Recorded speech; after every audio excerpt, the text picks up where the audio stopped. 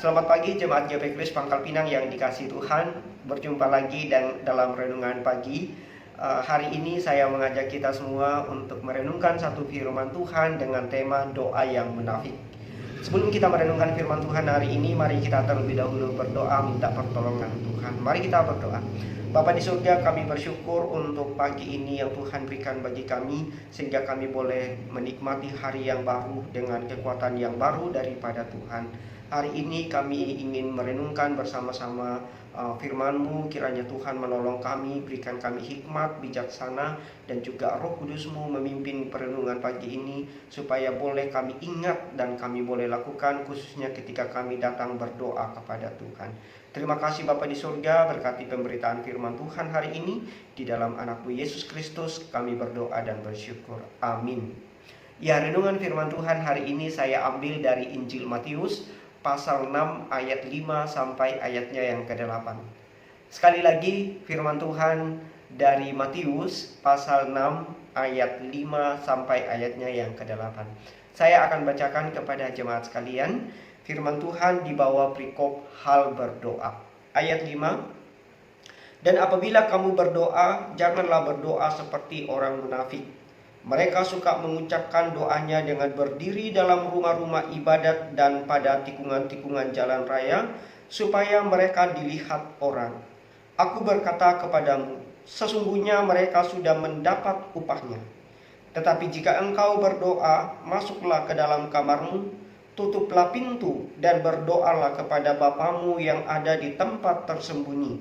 Maka Bapamu yang melihat yang tersembunyi akan membalasnya kepadamu. Lagi pula dalam doamu itu, janganlah kamu bertele-tele seperti kebiasaan orang yang tidak mengenal Allah. Mereka menyangka bahwa karena banyaknya kata-kata doanya akan dikabulkan. Jadi janganlah kamu seperti mereka, karena Bapamu mengetahui apa yang kamu perlukan sebelum kamu minta kepadanya. Amin. Jemaat GP Kris yang dikasihi Tuhan, pagi ini kita akan merenungkan satu tema, yaitu kemunafikan dalam berdoa. Nah, untuk memahami kedalaman daripada teguran Yesus mengenai doa yang munafik dalam Injil Matius pasal 6 ini, kita perlu memperhatikan apa yang menjadi pusat kritik Tuhan Yesus dalam teks ini. Tapi sebelum kita masuk di dalam hal-hal yang dikritik Tuhan Yesus, saya ingin mengajak kita terlebih dahulu untuk melihat apa yang bukan menjadi masalah atau apa yang bukan menjadi pusat kritik Yesus di dalam teks yang baru kita baca ini. Bapak Ibu, saya melihat di dalam Matius pasal 6 ayat 5 sampai ayat 8 ini ada dua hal yang bukan menjadi masalah atau yang bukan menjadi pokok daripada kritik Tuhan Yesus, khususnya berkaitan dengan kemunafikan dalam berdoa. Nah, hal yang pertama yang bukan dikritik Tuhan Yesus adalah masalah sikap tubuh, yaitu berdiri berdoa. Meskipun memang di dalam teks ini ada disebutkan tentang kata berdiri berdoa. Dan ada penafsir mengatakan bahwa sikap berdiri dalam doa itu memang terkesan seperti orang yang bangga dan percaya diri di hadapan Tuhan.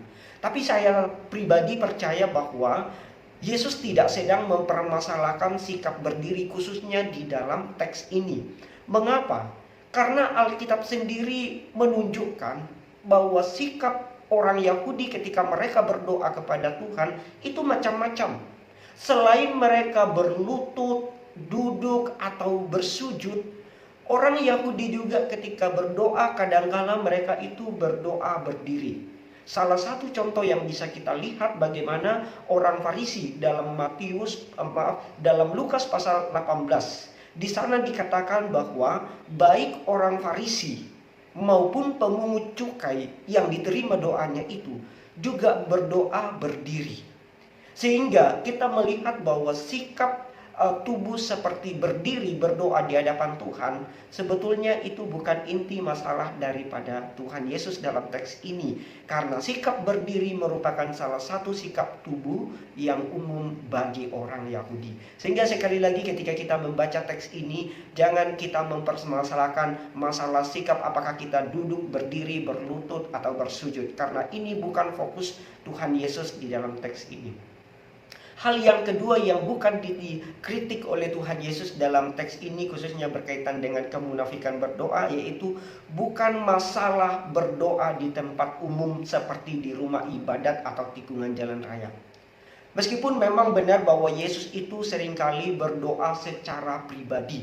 Misalnya kita lihat dalam Injil Markus pasal 1 ayat 35, di sana dikatakan bahwa Yesus itu pergi berdoa ke tempat yang sunyi. Namun perlu kita juga perhatikan bahwa di teks yang lain, misalnya di dalam Matius pasal 14 ayat 9, di sana kita juga menemukan bahwa Yesus itu pernah berdoa di depan umum, yaitu ketika saat memberi makan 5.000 orang. Nah, di dalam kisah ini juga menunjukkan bahwa Tuhan Yesus sendiri sebetulnya pernah berdoa di depan banyak orang. Bahkan saat itu ia berdoa dengan suara di mana orang lain dapat mendengarnya.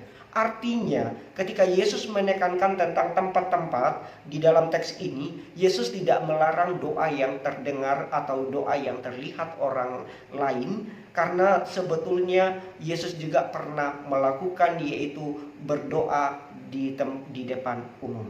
Nah, pertanyaannya sekarang bagi kita yaitu, apa sih yang dikritik oleh Tuhan Yesus di dalam Matius pasal 6 ayat 5 sampai ayat 8, khususnya terkait dengan kemunafikan di dalam berdoa.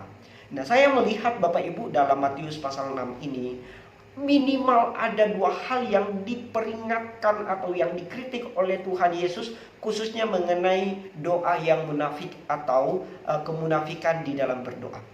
Hal yang pertama yang dikritik oleh Tuhan Yesus mengenai kemunafikan berdoa adalah ketika kita berdoa mengundang perhatian manusia saat kita berdoa. Itu bisa kita lihat di dalam ayatnya yang kelima. Perhatikan di ayat yang kelima, Yesus menggambarkan motivasi yang mengundang perhatian manusia itu sebagai berdoa seperti orang munafik. Nah, istilah atau sebutan seperti orang munafik ini itu menunjuk kepada seseorang yang tujuan utamanya berdoa adalah mendapatkan pujian dari orang-orang yang melihatnya. Itu sebabnya Yesus menasehatkan murid-muridnya supaya kita menghindari doa seperti orang munafik, yaitu berdoa untuk menarik perhatian orang lain supaya orang melihat kerohanian kita.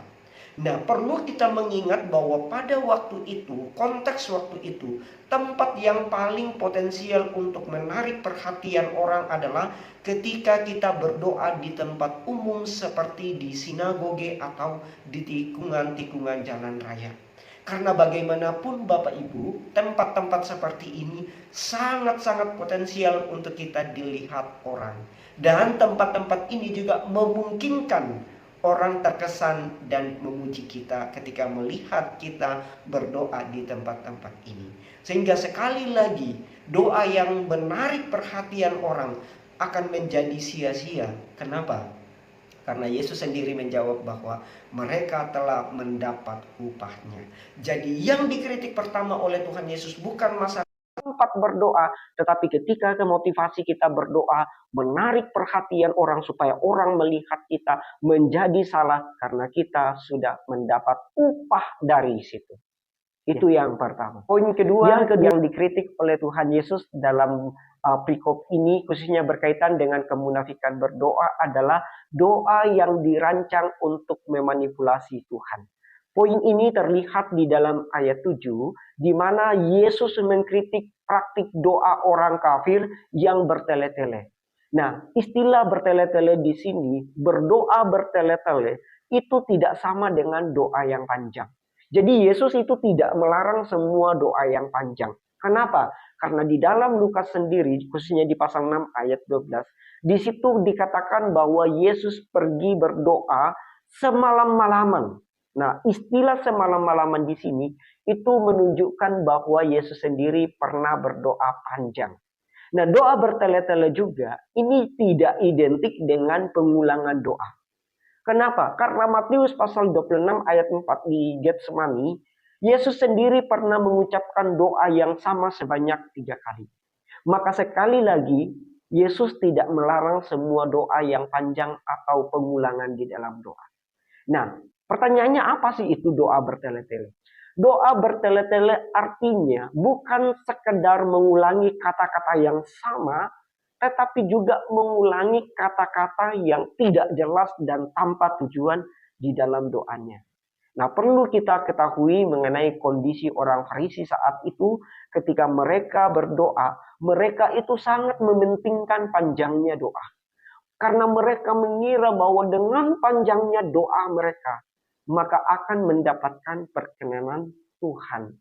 Tetapi Yesus menyebut praktik seperti ini adalah sebagai kebiasaan orang yang tidak mengenal Allah. Kenapa?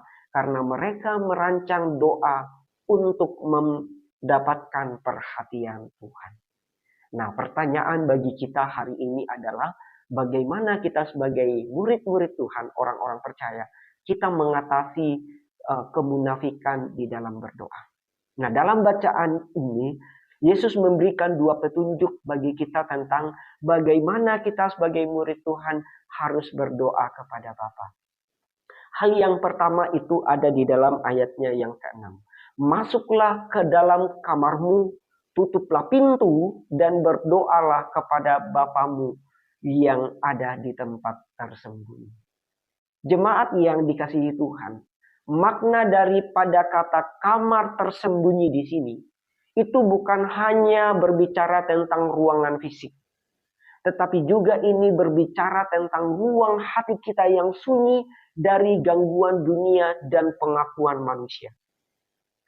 Kamar tersembunyi itu berbicara tentang tempat di mana saya dan saudara berhenti berpura-pura dan tidak perlu membuktikan kesalahan kita kepada orang lain.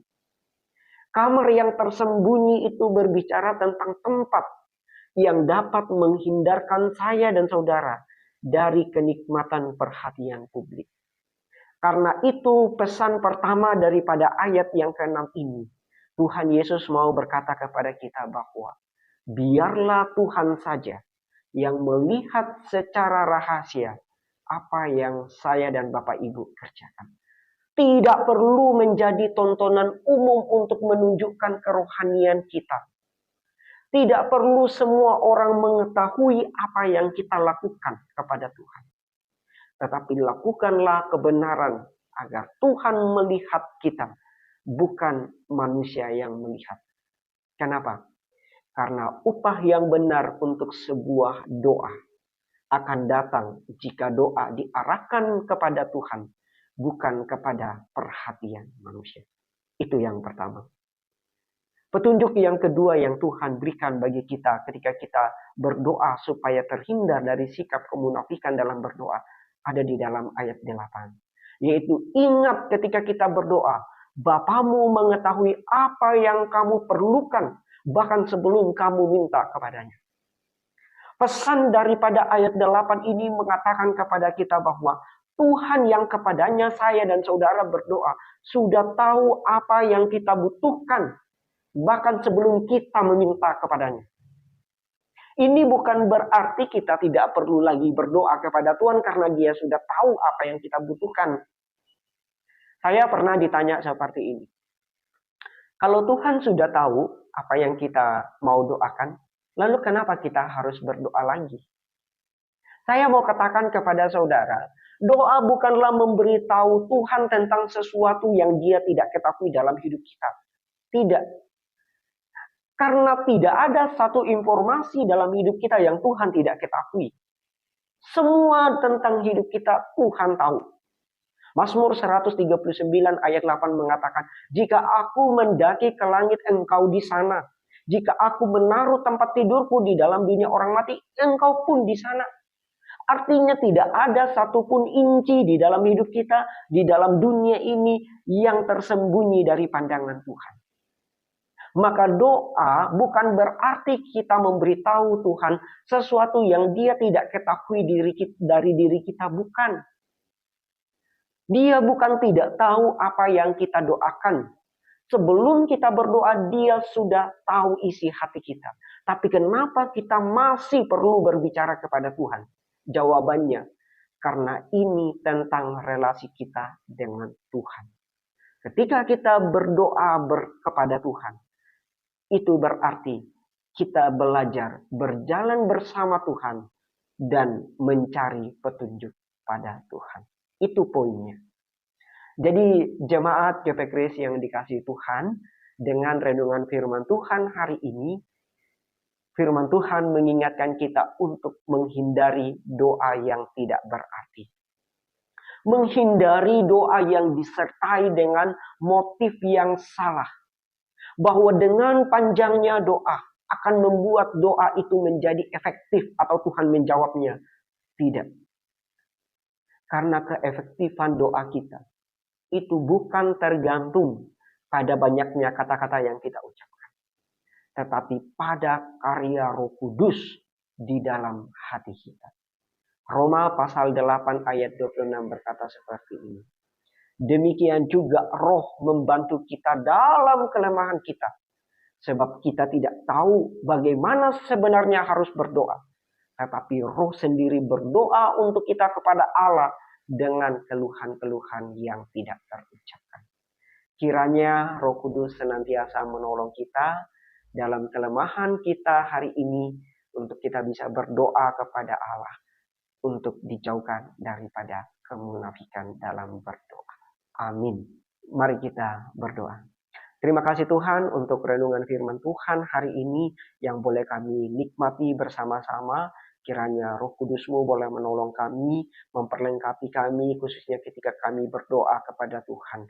Biarlah Engkau menolong kami untuk mengantisipasi setiap motivasi dan juga tindakan-tindakan yang keliru ketika kami berdoa. Biarlah Tuhan kami boleh sungguh-sungguh ketika kami berdoa, hati kami berfokus hanya kepada Tuhan. Dan biarlah Tuhan sendiri yang melihat apa yang kami kerjakan.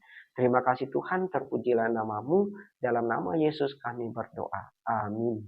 Demikian renungan firman Tuhan hari ini. Kiranya Tuhan boleh menolong kita untuk kita dihindarkan dari praktik-praktik doa yang munafik kepada Tuhan. Amin. Tuhan memberkati kita semua.